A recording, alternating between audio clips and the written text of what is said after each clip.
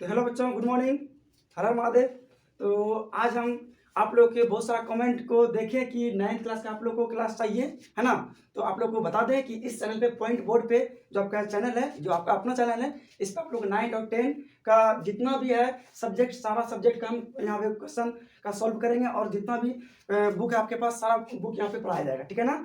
तो बड़ा अच्छा लगता है आप लोग कमेंट करके पूछते हैं, तो है ना। और एक बच्चा हमको कमेंट किया था जिसका नाम आदित्य कुमार है, वो बोल रहे थे कि सर आप जस्ट लाइक खान सर की तरह पढ़ाते हैं, लेकिन हमको उतना बड़ा पद नहीं चाहिए क्योंकि हम भी खान सर से पढ़ते हैं, है ना। तो बहुत बड़ा मतलब कि एक मेरा आइडल है कि हम भी उसकी तरह पढ़ाया जाए, हम भी उसकी तरह पढ़ाए सबको, है ना। तो प्लीज़ आप उससे मेरा तुलना नहीं करें, है ना। और बस इतना ही सपोर्ट कीजिए जितना आप लोग अभी कर रहे हैं। इससे थोड़ा सा क्या होता है, मेरा मनोबल बढ़ता है। तो आप लोग सपोर्ट कीजिए और पॉइंट बोर्ड को ज़्यादा से ज़्यादा शेयर कीजिए, है ना। इस क्लास को, पॉइंट बोर्ड को, जो हम लोग का परिवार है, परिवार की तरह है, इसको शेयर कीजिए, है ना, ताकि मेरा मनोबल बढ़ते रहे और हम क्लास लेकर के आते रहें, क्योंकि आप लोग को फ्री ऑफ कॉस्ट मिलता है, ठीक है ना। तो आज जो हम पढ़ेंगे वो है क्या, भारत का स्थिति एवं विस्तार। भारत की स्थिति कैसा है और उसका विस्तार किस तरह से हुआ है, उसके बारे में जानेंगे। कहाँ कहाँ पे क्या क्या है, अक्षांशीय रेखा से क्या होता है, देशांतरीय रेखा से क्या होता है ना। और भारत जो है किस किस मतलब कि देशों से होकर गुजरता है ना। भारत में कुल कितने राज्य है उसके बारे में जानेंगे, ठीक है। तो चलिए बिना विलंब किए हुए हम जो है ना भूगोल का क्लास जो 9th का उसको स्टार्ट करते हैं, है ना। तो भूगोल का क्लास जो 9th का है उसके पहले हम भूगोल के बारे में कुछ बातें जान लेते हैं कि भूगोल का पिता कौन है, जिसको बाप बोलते हैं हम लोग, बिहारी भाषा में बाप कौन है ना। और बोलेंगे कि भूगोल कब, जानेंगे कि भूगोल किस ईस्वी में सबसे पहला बार बोला गया था, और भूगोल शब्द जो है कि किस भाषा से लिया गया है और किस भाषा वाला इसको बोला गया है, बोलता है, कौन भाषा वाला इसको भूगोल बोला है, ठीक है ना। तो चलिए स्टार्ट करते हैं क्लास को बिना विलंब किए, है ना। तो देखते हैं कि स्थिति और इसका विस्तार के बारे में। पहले हम स्थिति के बारे में जानेंगे भारत का, है ना। तो भारत की स्थिति पहले हम स्थिति नहीं, पहले हम जो है कि भूगोल के बारे में जानेंगे डिटेल से क्या होता है, ठीक है ना। तो कॉपी कलम निकालिए और देखिए क्या होता है कि भूगोल के पिता कौन है। अगर जब बोलेगा भूगोल के पिता, भूगोल का बाप कौन है, तो आप लोग को क्या बोलना है। तो भूगोल का पिता कौन है, इरेक्टोस्थनीज। कौन है, इरेक्टोस्थनीज, है ना। तो भूगोल का पिता कौन है, इरेक्टोस्थनीज। इन्होंने जो है कि पृथ्वी का परिधि निकालने में बहुत ही मदद किया था।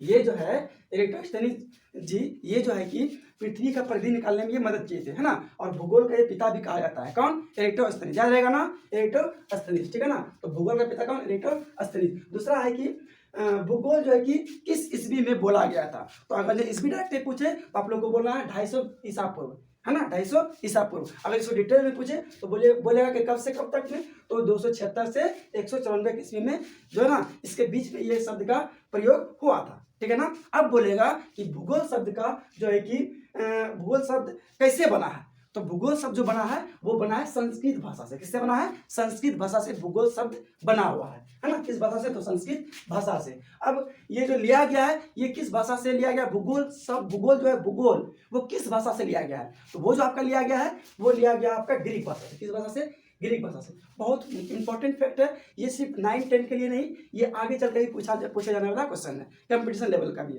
है ना। तो भूगोल शब्द जो है वो ग्रीक भाषा से लिया गया है। किस भाषा से, ग्रीक भाषा से, जो कि यूरोपीय भाषा है ना, यूनानी यूरोपीय भाषा है, ठीक है। तो अब हम लोग भूगोल के बारे में समथिंग सब कुछ मतलब समझ चुके हैं कि कहाँ से आया, इसका पिता कौन है ना। तो अब जो हम पढ़ेंगे भारत का स्थिति के बारे में। अब देखिए कि भारत का स्थिति, है ना।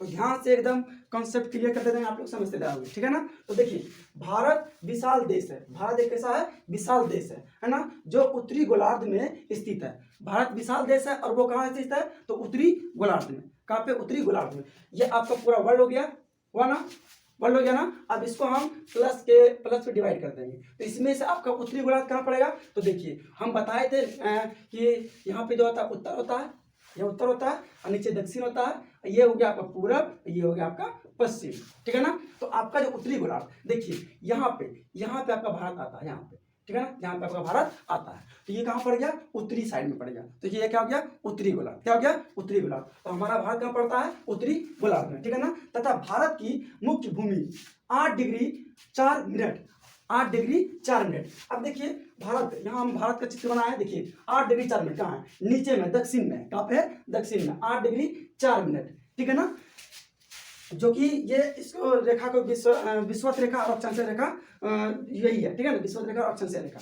ठीक, अब 8 डिग्री 4 मिनट और 37 डिग्री जो है कि 6 मिनट उत्तरी अक्षांश के बीच और 68 डिग्री 7 मिनट और 97 डिग्री 25 मिनट पूर्वी देशांतर के जो है कि बीच स्थित है ना।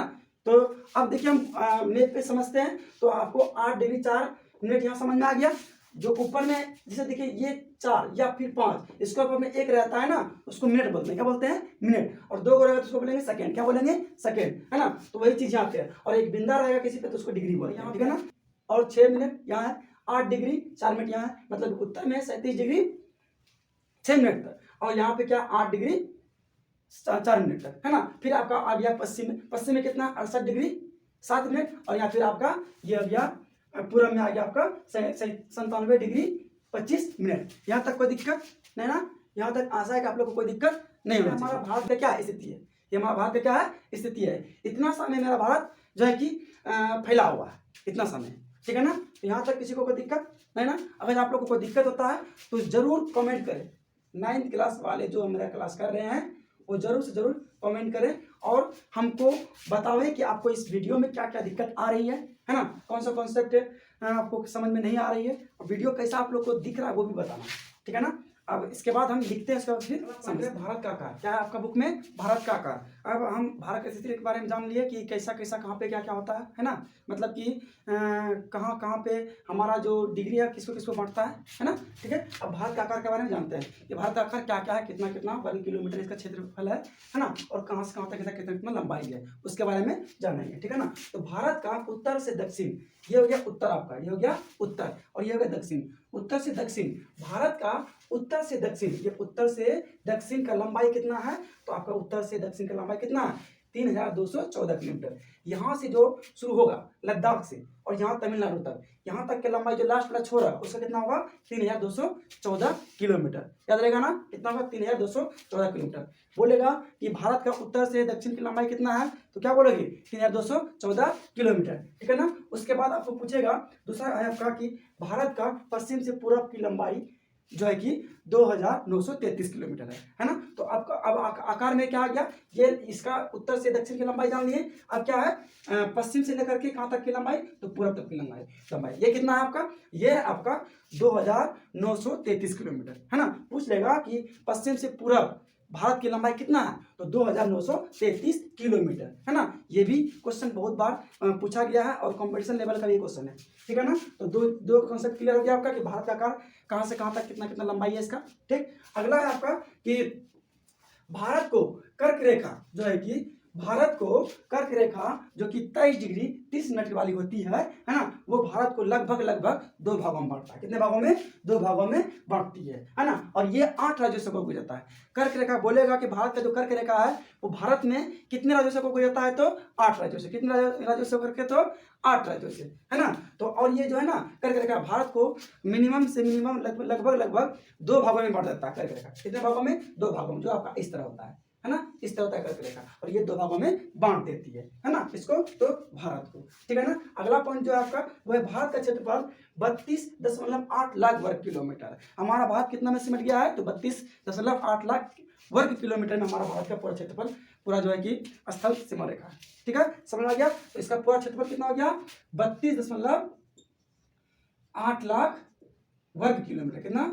वर्ग किलोमीटर, है ना। ये याद रखना है ना। पूछ लेगा कि भारत का कुल जो है कि क्षेत्रफल कितना लाख वर्ग किलोमीटर है, तो 32.8 लाख वर्ग किलोमीटर, जो विश्व का जो है कि जो विश्व का 2.4% भौगोलिक क्षेत्र का एक भाग है ना। जो पूरा विश्व का 2.4% भौगोलिक भाग का क्षेत्र है, ठीक है ना। तो आज का क्लास बस इतना है। नेक्स्ट हम जो लेकर आएंगे क्लास, उसमें आपको पॉइंट बाय पॉइंट सारा बुक में जितना दिया हुआ है समझाते जाएंगे, और आप लोग कॉपी किताब लेकर के उसको नोट करते जाओगे। यही आपका नोट्स हो जाता है, इसी को आप लोग लिख लोगे और समझोगे, है ना, ठीक है ना। तो आज का क्लास बस इतना है। आप लोगों को अगर कोई दिक्कत हुआ इस क्लास में तो कमेंट करके जरूर हमको बताएं, और हम उसको क्लियर करने का, समझाने का फिर से कोशिश करेंगे, ठीक है ना। तो रहने देते हैं, आज का क्लास इतना है। अगले क्लास में मिलते हैं फिर। जय हिंद, जय भारत, स्वस्थ रहिए और मस्त रहिए।